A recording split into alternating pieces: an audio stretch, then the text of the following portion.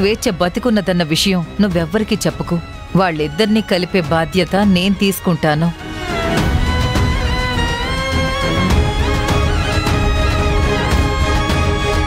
స్వామీజీ ఆ మాట చెప్పిన దగ్గర నుంచి ఈ ఇంట్లో అంతా పండగ వాతావరణం వచ్చినట్టు అనిపిస్తుందమ్మా. ఎందుకన్నా? ఎందుకంటావేంటమ్మా? త్వరలో నీకు సంతాన యోగం ఉందని స్వామీజీ చెప్పారంటే ఏంటి అర్థం? నీకు చిన్నయ్య గారికి ఏర్పడిన పెళ్లి బంధం శాశ్వతం అవబోతుందనే కదా. మీ ఇద్దరి గుర్తుగా పుట్టిన పసిపాప పాదాల చప్పుళ్ళు ఈ గడపలో సందడిగా ఉంటుందని చెప్పినట్టే కదా.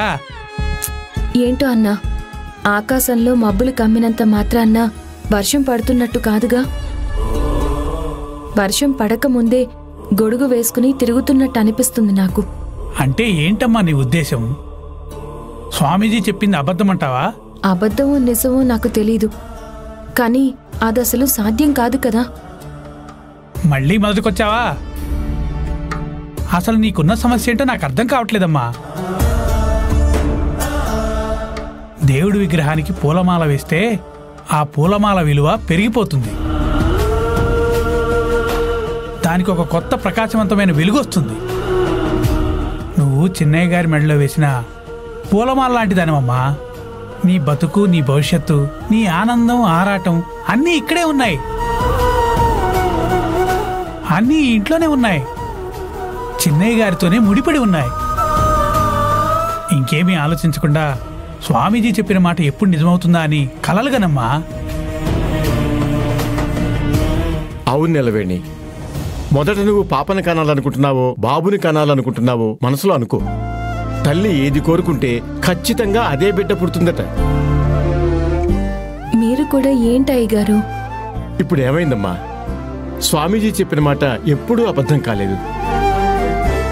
ఆయన ఏది చెప్తే అది జరిగింది, ఎలా చెప్తే అలా జరిగింది. త్వరలో నీకు సంతాన యోగం ఉందంటే నువ్వు తారక్ త్వరలో ఒక కొత్త జీవితం, ప్రేమతో కూడిన జీవితం మొదలు పెట్టబోతున్నారని అర్థం. ఇంత జరిగాక కూడా, స్వామీజీ అలాంటి శుభవార్త చెప్పాక కూడా ఇంకా ఎందుకు నువ్వు ఆలోచిస్తున్నావు? మనసులో ఏమైనా వింత వింత ఆలోచనలుంటే తీసిపారే. తారక్తో అభిమానంతో కూడిన ఒక అందమైన జీవితం మొదలుపెట్టు. అర్థమైందా? అది కాదయ్యా, కాలం మీ కళ్లకు కనిపించాల్సిన నిజాల్ని బయట పెడుతుంది. అప్పటి వరకు మీరు కొంచెం ఎదురు చూడాలి.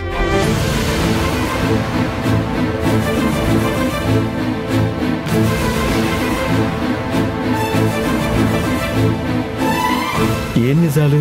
అసలు నీలవేణి దేని గురించి మాట్లాడుతుంది?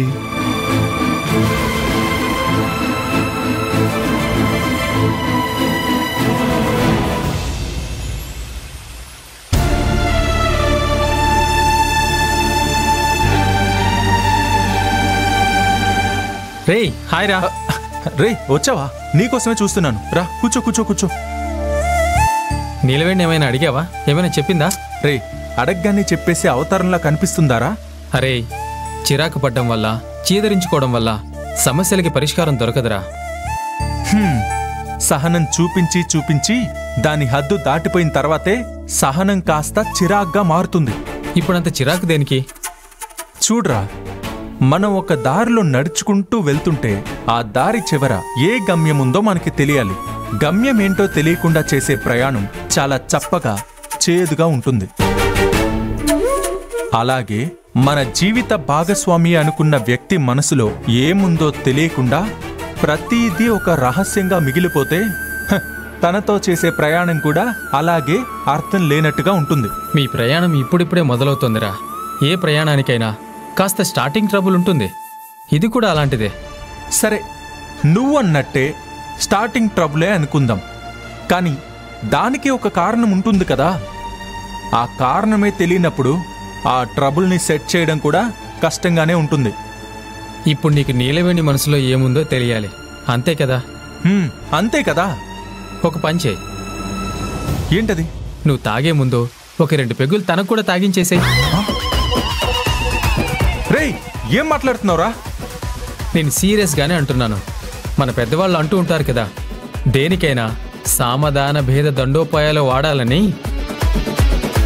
వాటిలో మందు తాగించడం కూడా ఉందా?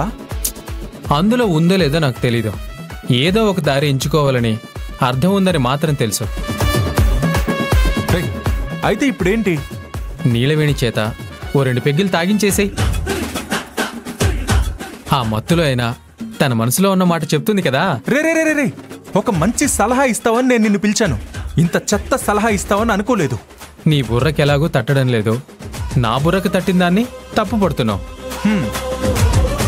ఐడియా అంటే అద్భుతంగా ఉంది అనిపించాలిరా, ఇలా అట్టర్ ఫ్లాప్లా ఉండకూడదు.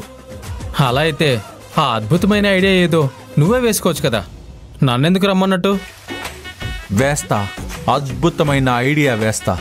నీలవేణి మనసులో ఏముందో తెలియాలంటే తెగించాల్సిందే. తెగిస్తావా? ఏం తెగిస్తావు? రే, నువ్వే చూస్తావుగా.